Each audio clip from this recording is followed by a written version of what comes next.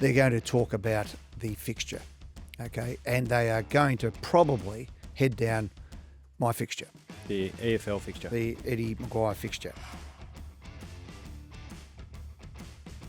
Hello, everyone. Welcome to Eddie and Jimmy. We're back in your land here today, Jim. We're in the 3RW complex. 3RW Towers. That's it.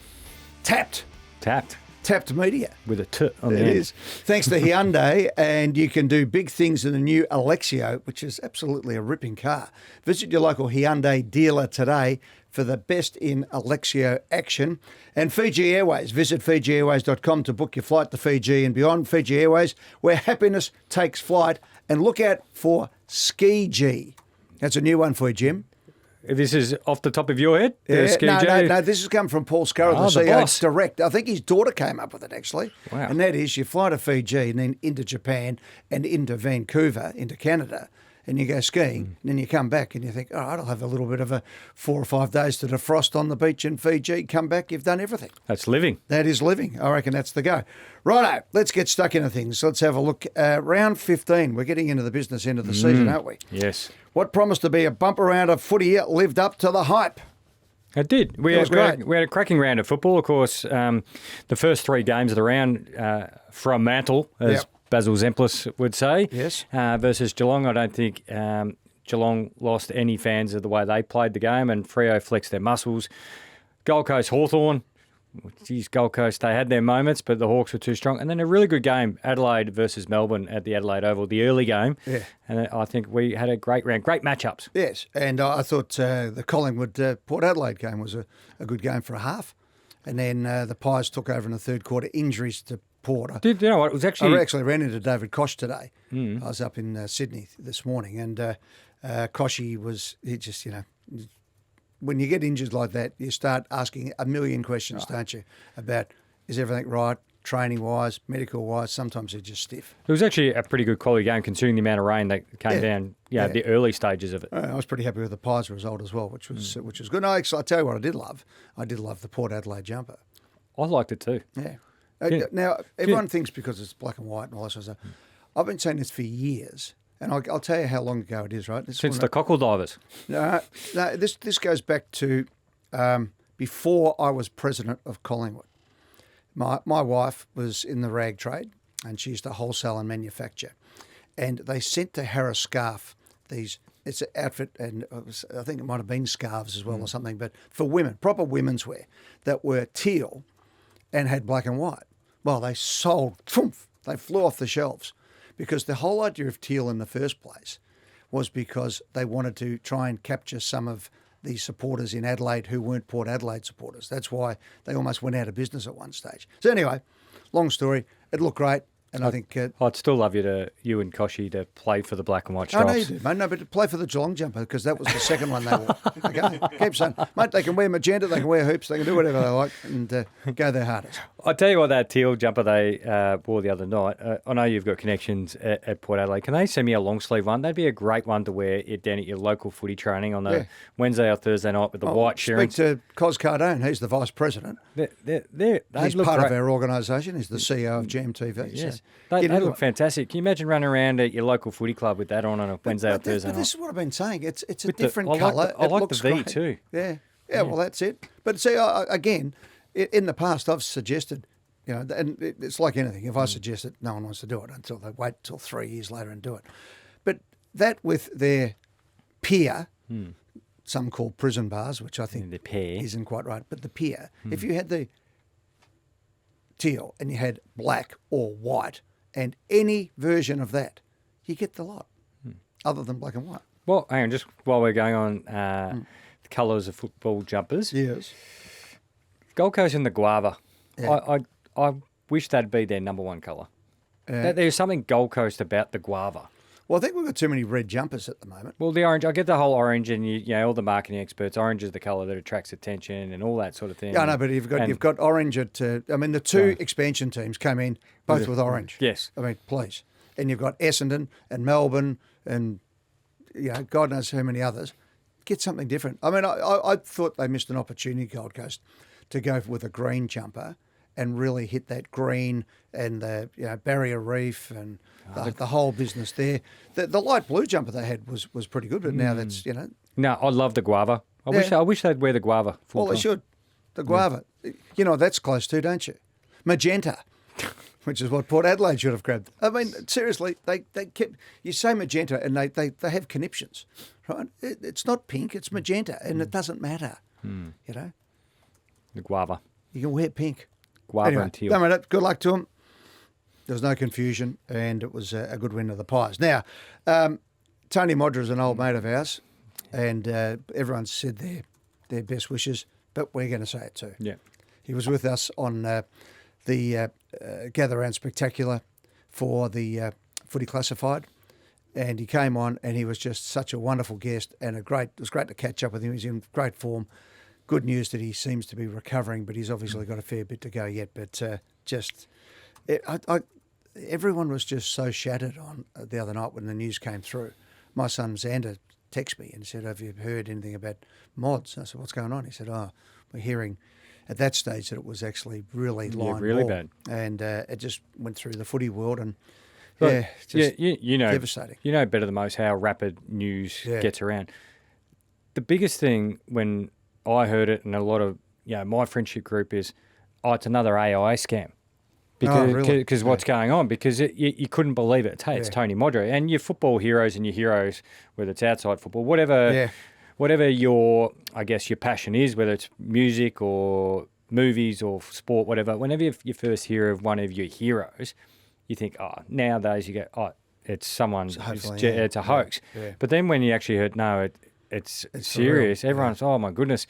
Because my age and my generation is that 90s where Modra was sitting on heads every week. And you go, how does this guy keep taking hangers every week in the goal square? 199 games, 700 goals, like just sitting on heads, peak entertainment, what a full forward should be, like the rock star, looks, everything about him. So, that's when you went, oh, no, it can't be true. Because you never you always remember your hero as what they look like on the poster, and you go back to those fond memories. Yeah. Well, good luck, Mods, and to his family and everyone in Adelaide. We send our love and best wishes and prayers. Righto, let's get the footy. It says here, the question to be put to both of us is St Kilda's season over with Tom de Koning with a punctured lung and broken ribs? Now, I don't know, is there anything worse in football? There's plenty worse in football, but that is a real hard football injury because it's a long way back from those ones. Broken ribs, particularly when you're playing in the ruck and going for pack marks all the time. Yeah, he went back. He just was in that vulnerable position where the arms are up and the sheer force of big footballers. They're big units moving at speed. He come off second best. Jack Sinclair, he was in the moon boot. I think a lot of us thought, I hope that's not an Achilles injury, but it must be a pretty serious calf injury. And even Rowan Marshall, he was able to play on, but you could tell he was in a lot of discomfort with his shoulder. So the question during the year is, could they work with two ruckmen? Now the question might be, can they play with no ruckman? Well, hopefully Rowan Marshall can get through. But I had a look at their fixture, Ed. They are currently on 6 wins. Now, we all are saying 12 wins should get you in the 10. 13 will definitely get it to you. So they're currently on 6. So they need to find... So it used to be 12 to get in the 8. But now it's... Yeah, well, if you go back in recent times, the team that finished 10th was 12 wins. Now it might be more. 12, But so they have 8 games remaining because they have already played the one additional, so they got their bye this week. The good thing is they got 6 of their 8 at Marvel. Yep. And I'll just quickly go through them. These are the ones they've got at Marvel. Essendon. Yep. Port Adelaide. Yep. North Melbourne. Sydney. Carlton. Gold Coast last game of the year. Right.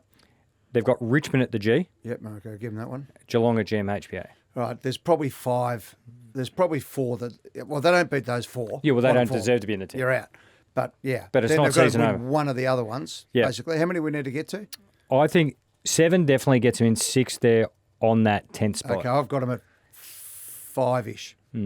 Okay, so they need to beat 2 decent sides to get there. Yep. Okay, fair enough. So I don't think their season's over. No. But they are good enough to win 6 of those 8. Let's see. Yeah. It's exciting. These things start to really make sense now. This is when I look at the ladder this time of year.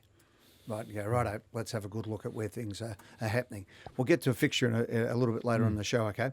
Toby Green has joined Zach Butters as the two AFL players to have amassed $50,000 in tribunal fines. I think a round of applause for that one. Well done. Well, it just proves that, just handing out fines for belting blokes in the guts doesn't really mean anything. No, but it starts to add up, doesn't it? That's 100 you have to earn. And do you think they care? Oh, geez, They clearly don't care if they're at 50. Jeez. It's not slowing their pace down. Obviously got no Scottish heritage, these guys. Wow. 100 grand. Mate, I dirty up if I get a parking fine. Does that go to the Christmas party at the AFL? Yeah, I think so. No, it goes into concussion research. Concussion research, yeah. Yeah, I was being silly there. Anyway, well, do you want to talk about that at the moment, or we've got Jack Ginnivan coming up? But let's talk about that. All right. The jumper punch. Now, when I was on the rules committee, this came up numerous times, and I'm pretty red hot on it. I don't like the jumper punches at all, especially when you've got a bloke in a vulnerable position. Now, Guinea in that situation also had his opponent grabbing hold of him, so I think you're allowed to whack the arms away. But I'm not big on that. There was a little bit of slight knee drop as well into it. He had 2 goes. Maybe get away with 1. But he's got the fine. I just think if you use your hands to hit somebody, it's a week. If you hit them, I don't care if you jump and punch them into the chest or whatever. These guys these are big guys. They're huge. Yeah, and you hit them in the throat. They go, I'd slipped or whatever. No, just don't throw it. Hey, Ed. No throwing of punches in our game. Stop. And Green should have got a week. Toby's now getting the reverse Toby. Remember, he used to get rubbed out for everything. Now they're giving him a bit of leeway towards the end of his career. But running through and whacking somebody. Having said that, what do you do about blokes? See, this is where my taunting rule comes in. Toby Green, if I'm being really honest, I reckon he deserves to have a free hit there. When 2 blokes come at you off the ball and run into you, you've got to protect yourself at all times. So it should have been a free kick to Toby Green in my book for them coming over and remonstrating with him. And then I suppose it's a nil or draw. But we don't want to see swinging round arms. Yep. So there's a saying that I've come to learn over the last 3 years. When the DJ's sick of playing the song. Now, what I'm saying is, if we created just the first column in the MRO with football and non-football acts, and this is the perfect week for it because we've had the punching get fines, and we've had tackling get weeks. And again, we're not minimising tackling and concussion, things like that. But I'm in total agreement. We're in vigorous agreement, as you'd say. As opposed to agreement. Agreement. Yes. I know that gets you. Yeah, it is, it gets you all back up. That was a Tony Shaw one. That is his contribution to the English language. Agreement. Yes, I know Tony Leonard reminds him of it nearly every week. Yeah. So, I reckon for 10 plus years, people have said, "Can we fix the matrix? Can we fix the matrix? Can we fix the MRO? Can we fix the MRO?" So now it's at a point where someone in the AFL who into one of these, explain to us why you actually think it's a perfect system, because there's been no improvement on it. So that's actually then saying a lack of no action is actually action.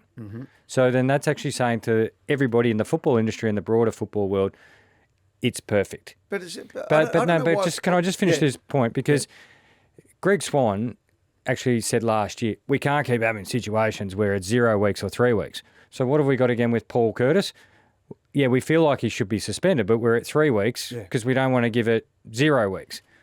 So you've actually acknowledged it, but we've done nothing about it. Yeah. So my thing is, you don't go out to training and practice your knuckling blokes. And I reckon your own supporter base would get pretty jack of you if you keep missing a week because you just feel the urge to box people. That's what it needs to be. But also we need to actually keep in mind that if you're doing a football act, it can go wrong. I'm not saying that means you don't get suspended, but then actually that allows into where you go, hey, Paul Curtis, you've knocked him out.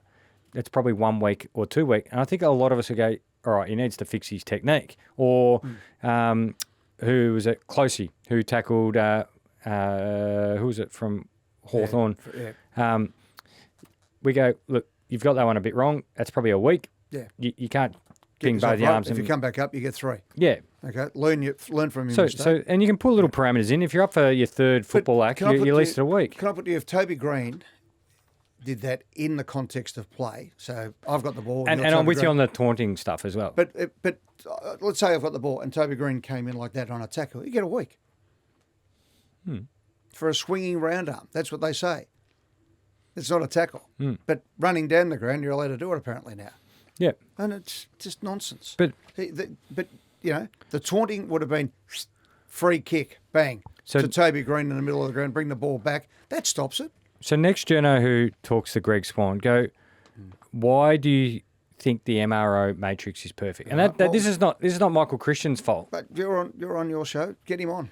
No, they don't like to answer questions. Oh, they only talk to Pravda these days, afl.com.au. Have you noticed that? Remember Pravda, the Russian, do you know that? That's the Russian government media arm. Yeah, that was the arm. Yeah, that's it. So they're getting a bit sensitive to that because so it must be perfect in their eyes. The court said something about state-run media the other day, which got their attention. Anyway, just quickly get your thoughts. So Jai Simpkin, do you want players commenting on broader issues of the game as long as they don't name and shame people? Like, don't we want... You know, we don't want to have personal attacks of people. No. No, but you should be able to comment on the actual game. Yeah. So their counter be, well, what if every player does something every week and all that? Oh, it's all right. They're on social media. It's out there these days. I mean, you know, I said on Footy Classified when it happened, so in real time, we got the word through that this had gone out when we're actually on the desk. And my first reaction was, Jai, don't stick your head in the lion's mouth and pull its tail and hope that you don't get your head bitten off, okay? Do you really need to go with that? Then I thought, at least he's having his say. Doesn't worry me that much. Now, I think Greg Swan or whoever rang him up and said, mate, pull up. The fact that there was a threat of $20,000 unless you pull up, I think you've got to actually let people... But again, it's always... You know, the legal rules in life are only put there for the imbeciles, right? The good people go about life pretty much. It's the people at the fringes that you have to worry about. So what you don't want to have is encouragement of people getting on there and saying ridiculous things. But I think... But isn't that where clubs should just step in? He's a former club captain. He's a senior player. And if it was creating an issue, wouldn't North Melbourne step in and you don't need but to they can pull him up and say... Yeah, that's what I mean. You know, but at the same time, I'd say to them, hey, I want to have my say. And I just, as you said, don't make personal attacks. Don't be over the top on it. But I thought the way he did it by saying, here's this, here's that, tell me the difference, because he doesn't know. I would have thought that should have, the alarm bells at AFL House should have been, how does a guy who was a club captain last year and a senior player at North Melbourne not know the rules? Now, that should be either a quick phone call to Todd Viney and say, hey, mate, get them all in. We're going to send an umpire down. You want to know the rules. It's round 15. How come you don't know the rules? What do you teach these blokes? You've got them in classrooms. Yeah, I think we worked it out one time. I did this down at Richmond years ago, that they had more contact hours per week than if you're doing commerce at Melbourne University, right? Maybe part of that, instead of talking about the same thing 300 times and the perfect spot to be standing in a clearance, teach them the rules, you know? Anyway. Do we agree on all that? Yeah, we're around in circles. Yeah, Giants, come on, let's get on to them. Now, you know, it's the weekly chook lotto of which coach was going to get sacked. But I tipped the Giants. I thought it was going to be the last go. And they didn't get there, did they? No, I did say on our tips, if you wanted to get in front on your footy tips, Carlton's the one you want to take. I didn't do it, but probably I should have taken my own advice. Yeah, and I said I didn't want to back Carlton because I just didn't want to back Carlton. So they're another... I must admit, I am feeling great for Josh Fraser and Graham Wright. Hoodie coach. Two Collingwood boys, but they are doing great things. And they're under the hammer. And I just think that the cloud lifting at Carlton is good. I mean, you know, it's like the Bombers. You actually want them to get a bit of a ray of sunshine at some stage. But let's go back to GWS. You've had a bit to do with them. Yep. Are they just getting to the end of their cycle? I feel like it's a season for them where, you know, just you keep trying to get it going, and every time you get it going, you lose one or two injuries, forms fluctuated. They fluctuate through games. Yeah. They're holding out for hope, and probably what's probably masked a fair bit of it was that unbelievable quarter of football against Brisbane, and they think, oh, we can just turn it on. Yeah. And there's only so many times you can go to that. Well, another team, I'm not going to do this for every team, but it's important with this one. Another team that's on 6 wins, and now listen to their run home. Hawks this Who week. are they? Hawks are the MCG. Who's the team? The GWS you're talking about? Yeah. Yeah. I got Hawks. Yep. MCG. They got Fremantle. Yeah. 2 losses. Geelong. 3. Essendon. Win. Sydney, which they haven't been able to beat in a while. Okay. Port Adelaide in Adelaide. Yeah, okay. Yep. Gold Coast at Manuka. Yeah. West Coast. Yeah. And then the Crows at Adelaide Oval, with the Crows probably going for a top 4 spot. Okay. Well, they lose probably 6 or 7 of those. I'm running out of fingers. Yeah, I reckon on their current form, you could probably only bank 4 of them. Yeah. Which then leaves you in the worst spot now because of all the new rules, which is terrible for them because they've finally got a high-end academy kid. The only previous high-end one they've had is Tom Green. Mm-hmm.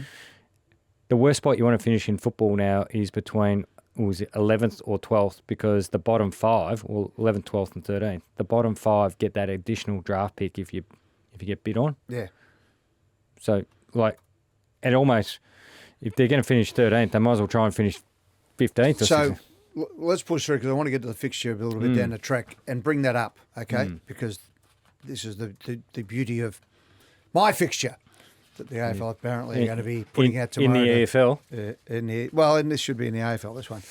We talked about Jack Ginnivan. Lee Matthews is pretty much the same as all of us. I mean, again, Lee, who should be on the AFL Commission just to bring common sense to the football matters, jumper punches to the face should be treated the same as gut punches. Well, clearly. I mean, it just makes sense. What about the Blues? Well, Josh Fraser is doing his best Bill Belichick. He's the hoodied coach. Yeah. Hoodie sales at the merchandise shop at Icon Park will be going through the roof. Yeah. You can see the way they're playing. They're playing with energy. They're playing with freedom. Even the fact they brought a harmonica into the... Yeah. You can tell that was... And Cottrell, who's had such a wretched run as well. But I thought Cottrell's chase and pressure just showed that there was an energy there that hasn't been at Carlton for a long time. Yep, and they're benefiting from it. And then he's got the harmonica, the old mouth organ. Yes.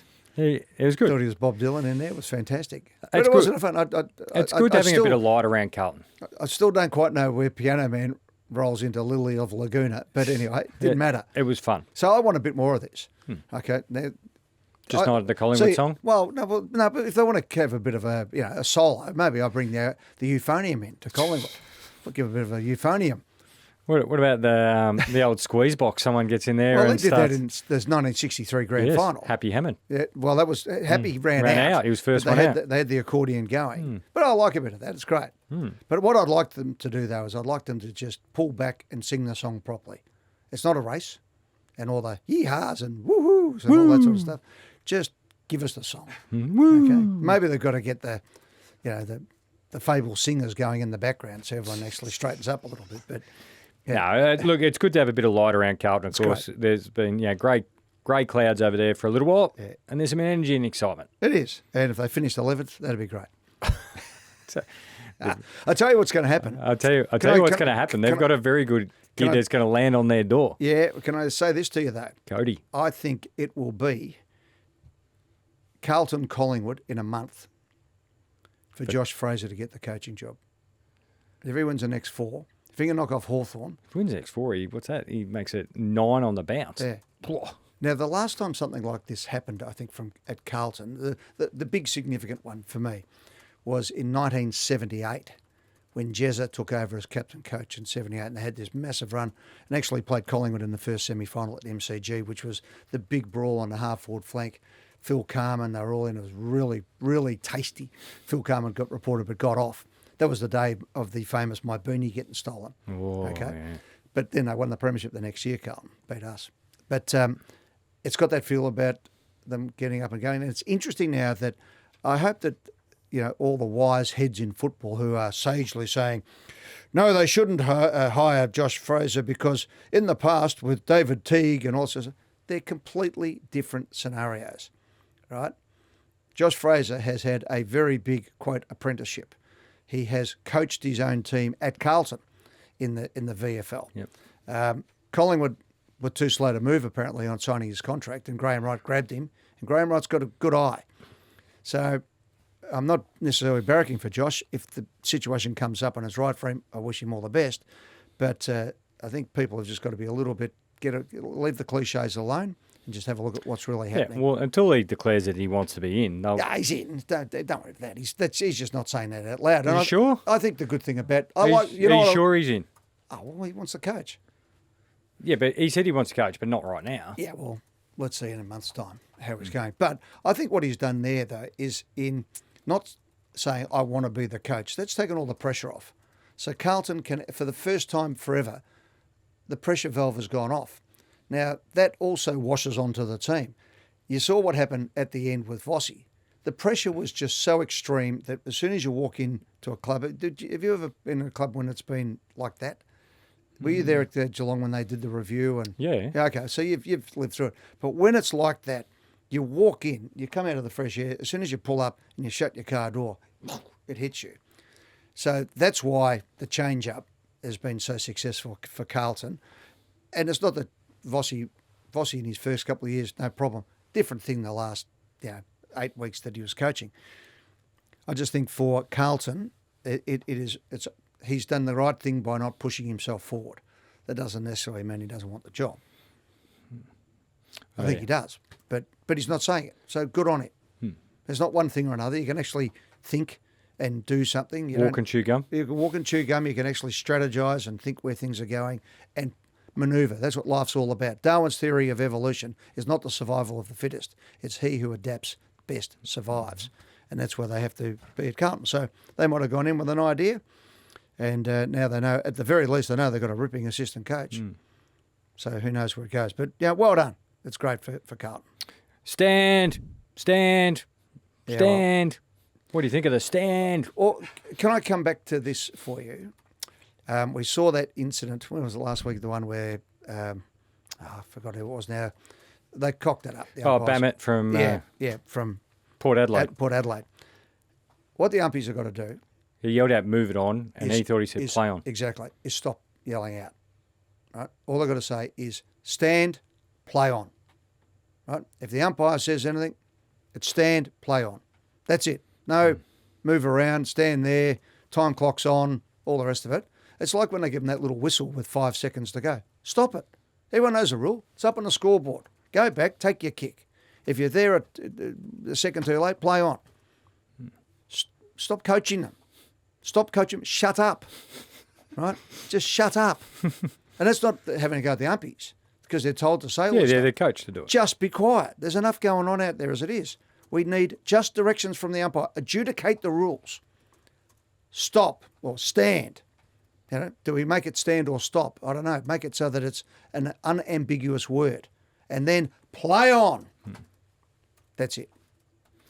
So the one that jumped out to me, and I discussed this with Hurdy the other night, was Rochelle kicks the ball inboard, and all the action was interchanged. So like all the players were crowded in there because the ball was bouncing around. He squares it up to Big McAndrew. The umpire starts yelling out, stand, 50. Now, when you go back, there's 4 Melbourne players within 1 metre to 2 metres away. Can I make it easy for you? No, well, I'll just paint in the picture. So now... You painted it well. I'm already... No, because now, if you're a Melbourne player, is he talking to me? So here's what the answer is. Stan Bartel. Yeah. Stan number 3. Stan Bartel, it's not a bad name. But that's all you got to say. Yeah, but the thing about it, though, was no one was actually in the contest with McAndrew because it was an uncontested mark. But nominate the person. Stan number 3. But why is the umpire picking the matchups now? So, like, if you're late in the game and it's a key back, he's going to run. We want him charging back, but the umpire's picking his matchup. It's the closest to the action. Go have a look and tell me which one's the closest. It's the closest to the action. What if no one's sort of there? Can you not have anyone on the mark? And that's a bit of my point. If you're in a marking contest or there's a free kick given away and things like that, that's really obvious. But if you choose not to man the mark... But yeah, well, you could do that. But I mean... But no, the umpire's saying you can't. Right, well, if that's the case, but it's an easy one. Nominate the closest person to the play as the person on the mark. Stand number 3. Nice and loud. Make sure he hears it. Good luck. Anyway. Good luck. Righto. But while they're at it, they can get rid of if it's actual kick and handball and not a ricochet off the legs and the hands, we can get rid of that. What's that, out of bounds? Yeah. Yeah. Well, do you just make it like, has it worked in Adelaide for the last 10 years without any problems? Because it's last touch. It doesn't matter if it comes off. It's like the soccer. If it comes off, you're bad luck. Just have that. Even with a spoil in a marking contest? No, I'd leave that. That'd be the anomaly because that's different. But if you're close to the boundary line, I don't know. Contesting a ground ball, you and I running at it, bounces off. Well, we saw one of the Port Adelaide guys the other night grab it and walk over the line, and that's back to your, in play, out play of play. There should have been a free kick. Well, the one you could do beforehand is if you putting a tackle on me, the boundary line shouldn't be safety. No. Because you watch how many players, if I get over the boundary. Yeah, exactly. If you're grabbed in the field of play with and you head for the boundary line, it's bad luck. Yeah, if you don't dispose of it. Yeah, if you don't dispose of it. Yeah, and here's your new rule. If you handball it over the boundary line, it's a free kick. Handball it the other way. The whole idea is to keep the ball in play. That's why even on the rush behinds, I'd rather have it if you run it through for a goal, through the goals, it's a goal. And if you run it through the points, it's a free kick. So if you grab the ball on the line, handball it to the pocket. Keep the ball in play. That's the whole idea. We get the ball in, everyone's excited, and then... One of your favourite ever footballers, Tony Shaw, said yesterday, the stand rule is the dumbest rule that was ever implemented in the AFL. Yeah. Sure-y. I think there's a few others as well that are probably there. But I think what it is it's like it's the unintended consequences of these things. But you can simplify it. What happens with the AFL is when there is something like that, they add another subset instead of going back the other way, instead of making it really simple. So the answer is the closest player to the play, free kick or mark, is the man on the mark, and it's yelled out by the umpire. So there's 4 of them. There's plenty of them. So the umpire has to pick the player, you're saying? The closest one. Because if you go look over that McAndrew one, there was 4 blokes within but me. He doesn't have to. And Adelaide fans, just calm down. It's not anti-Adelaide. We're just using that as an example. Oh, don't worry. Stop apologising to mugs. No. We're always apologising to mugs. Don't worry. Get over it. Stand on the mark. Simple. The bloke closest to the mark is the person who stands on the mark. And the umpire's got to say, McGuire. Bulldogs heading to India. So, I completely agree. There's been a lot of, we call it, obviously media hot takes regarding let's not neglect grassroots footy and all that. That is 100% right. What the AFL is trying to do by... How does that affect grassroots footy? No, because people will say, well, why are you spending all this money when we've got clubs, and you've said like Jakarta and things like that. Yeah, but you can do both. Yeah. So they're not mutually exclusive. Is this the point I'm getting to? This is the point I'm getting to. Right, please. So what the AFL is trying to do is, when we get to your fixturing bit, is almost create or ask each club to find a additional venue to sell and play a game. So they're wanting to try and get... Like they did in, I think it was 1915 or 1914. They did that. No, I didn't. They did. The VFL went and played over Collingwood, played Fitzroy in Sydney. Yeah. And everyone went up to country areas and... Yeah, so they're wanting each club to find their own Darwin, Alice, Bunbury, whether they go play one in Singapore, whatever it may be, because they're hoping to get more. So the way the long-term play, and I'm talking to someone who knows this better, it's an additional round of football, which is great for broadcasters, but then you're trying to get clubs to look for new sponsors. There's only so many car yards, banks, all that sort of thing you can fish. Now, clearly Port Adelaide weren't going to China with their experiment going there to convert 2 billion people into AFL fans. But they got the MG deal off the back of it. Of course it did. And it's that business back and forth. But this is it becomes heartbreaking sometimes to hear the same hee-haws on radio and newspapers and the shows that we're all on, saying the same thing every time something new comes up. Now, back to you where you said it would be good for the football. That's the one it's not so good because it costs a fortune to broadcast these things. Yeah, of course. Right? It's hard enough as it is. But they're trying to create an additional round. I'm with you, and if you get it right, I mean, look, these markets will pay you to come, okay, if there's an economic benefit. That's why I'm really red hot on trying to get a women's Irish team into the AFL. Would be fantastic. We've got to go. I mean, I don't know if anyone's noticed, there's a mob called the NFL who are coming all the way to Australia, and that game is going to net and gross almost the highest number outside of Super Bowl. Okay? So you reckon the NFL aren't going, what is this place? What's that big place? The MCG, the G spot. You better believe it. They're loving it. I hope they're not calling it that. I hope they can find it. But it is absolutely, they are just going, how long has this been going on? And this is what we've got to do. Yeah. Because we had New Zealand, we had Canberra, we had all these places up until the First World War. And then it fell away. And then it sort of split on the Irish in Melbourne compared to the English in Sydney. And that's how they played more of those types of games.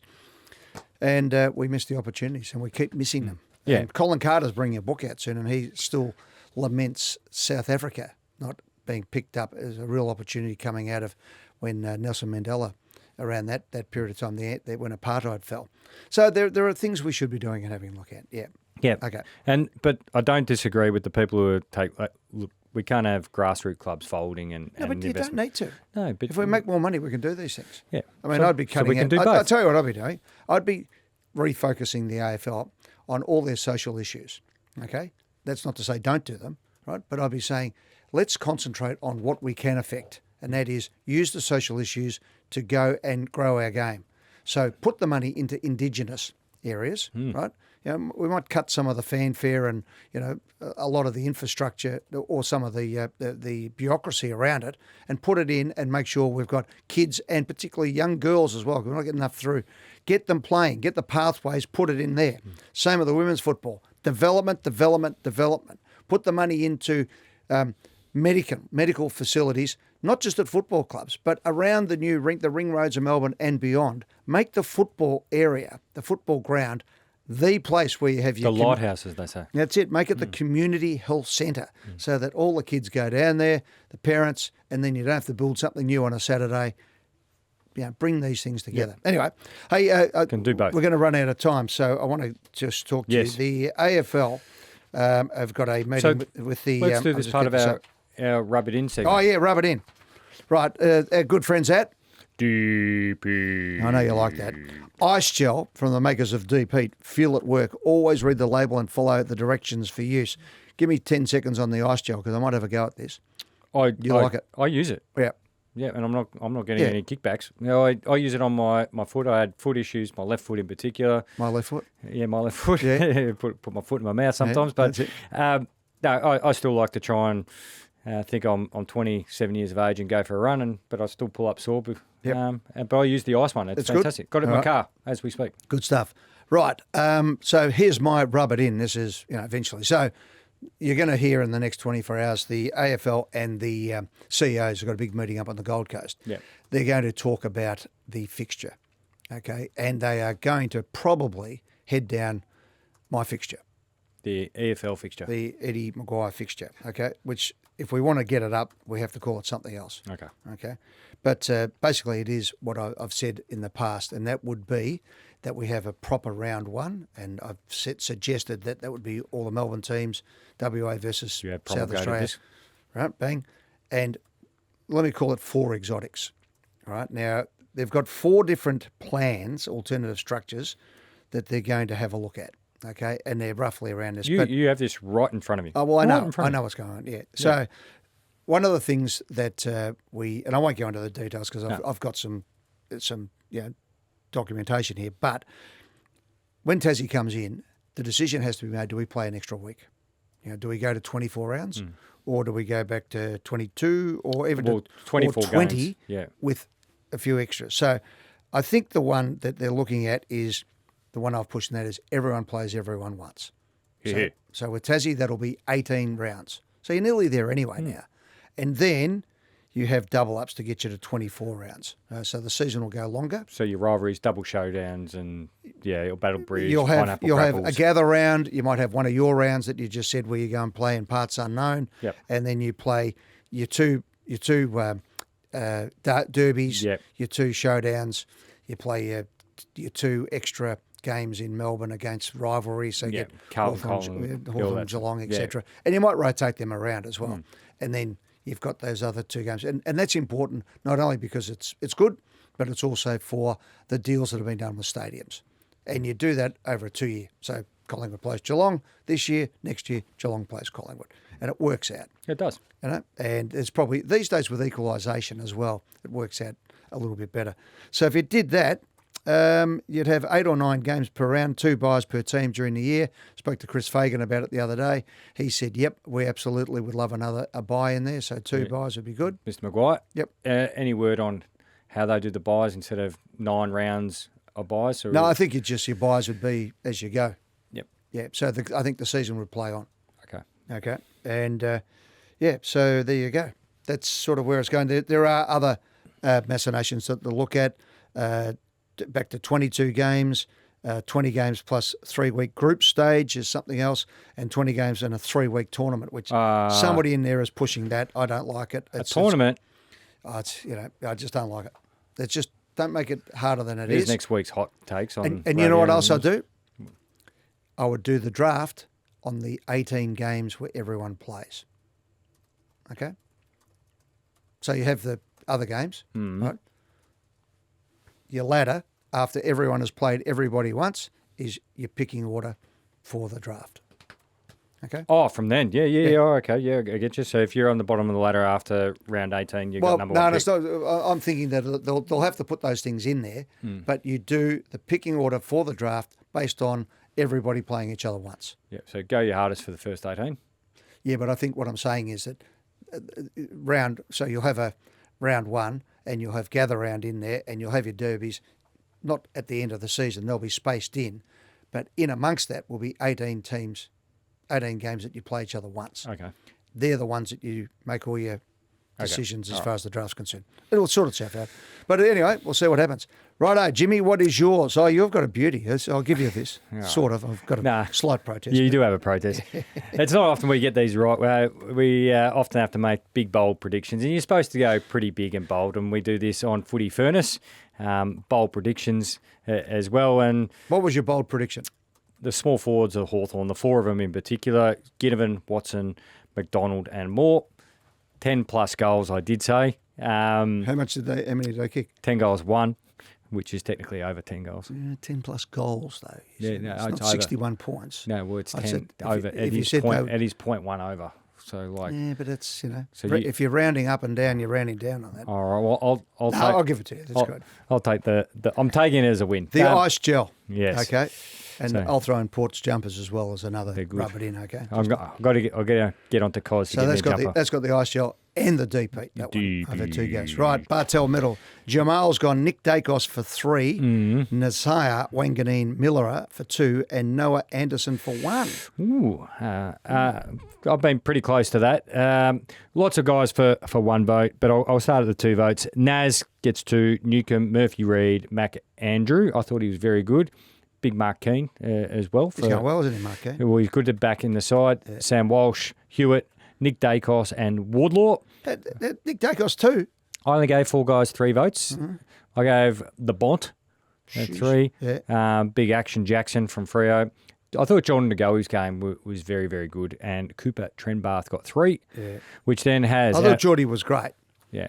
I thought Dakes won the game for him. I think his first quarter set the scene for the whole day. I thought they were both excellent. That's why they both got votes. I know, but you're just ripping him off. No, I'm not ripping him. You don't want to put Dacos in front, do you? Dacos won it last year. You're just tormenting me. We should have won the Brownlow last year as well. Should have won the Collingwood Best and Fairest last sorry, year. I don't vote on the Brownlow. I only vote on the Bartel Medal. No. Heaney and Gawn on 15, Naz and Dawson on 16, Cozzy on 19, and equal leaders, the Bont and Nick Dacos on 25. I reckon your votes are pretty good. I think at the end of the year, I flush it out. I think your leaderboard's pretty good. Thank you. All right. Is that it? That's it. Sorry. All right. Well, thanks very much, mate. No worries. We'll see you on Wednesday, and we'll go through everything there. Your questions. Follow us on Instagram. Just have a look for Eddie and Jimmy, where all good podcasts are found, and on YouTube. But thanks to our friends at Hyundai and at Fiji Airways. This has been Eddie and Jimmy.